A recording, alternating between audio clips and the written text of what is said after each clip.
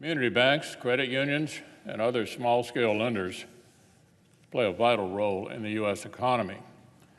Research from Harvard indicates that community banks provide more than half of all small business loans. Let me repeat that. A majority of small business loans are handled by community banks.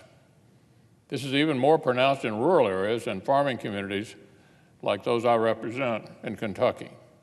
A whopping 77% of agricultural loans come from community banks, 77%. In this era of online banking and multinational corporations, smaller institutions remain uniquely able to build community connections. Community bankers get to know their residents and business owners on a personal level. That perspective lets them extend credit to small-scale entrepreneurs, farmers, ranchers, and other Americans who might not have access otherwise. So when small lenders close their doors, the effects on communities are very real.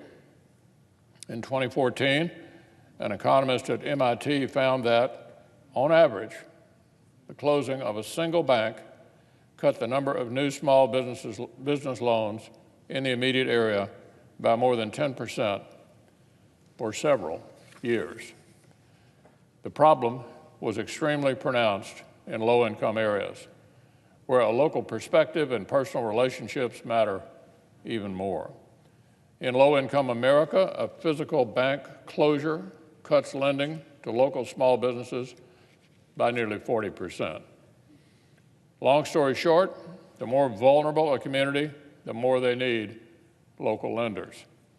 But since the federal government implemented massive new regulations under the 2010 Dodd-Frank Act, our community banks and credit unions have been getting squeezed. Dodd-Frank's imprecise, inefficient, one-size-fits-all framework dropped these small institutions into the regulatory maze that was intended for Wall Street.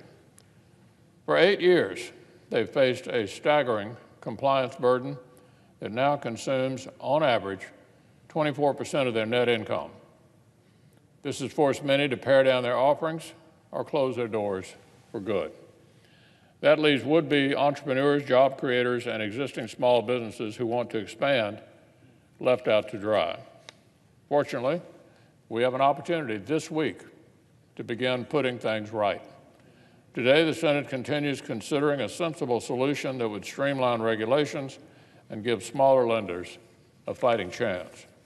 Senator Crapo's Economic Growth, Regulatory Relief, and Consumer Protection Act is the product of thorough committee work.